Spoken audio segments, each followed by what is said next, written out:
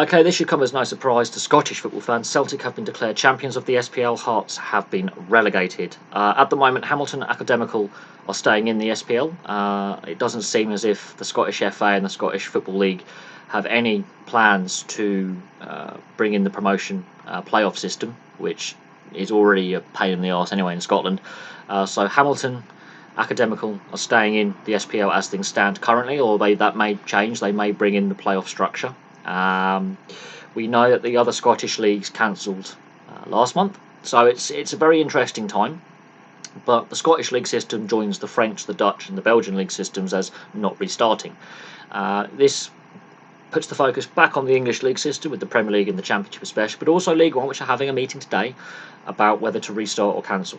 Now, Scotland have done it with all games played. We're not going to do it by points per game. We're going to Celtic the champions, Hearts relegated. So they're not going by points per game to work this out. They're going final league placings as of the last games played. It's fair enough. It seems that League One and League Two are thinking about points per game because of the playoffs and relegation.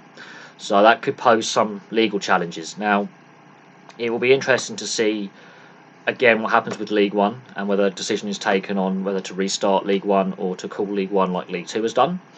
And what happens with the Championship in the English Premier League. The UEFA has given the 25th of May as that date when they want plans submitted, although they are willing to be flexible depending on the situation. Other leagues, as I say, have already cancelled. The French League awarded PSG the title and relegated the bottom two. The Belgian League didn't restart at all. The Dutch League cancelled as well and didn't award a title. Serie A and La Liga are planning to restart at roughly the same time as the Premier League, although that is still a question to be answered. And the Bundesliga is the only league to have restarted at this point in Europe. So UEFA initially wanted to get all leagues completed and restarted by the end of June. That has not proven feasible.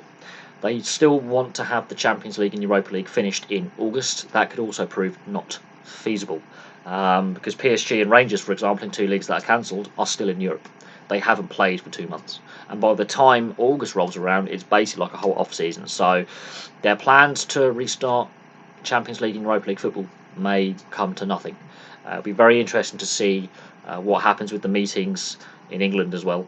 And it'll be interesting to see if Hamilton do end up having to go through a playoff to stay in or get relegated out of the SPL. That'll be interesting to see what happens there. But Scotland has decided no more football this season.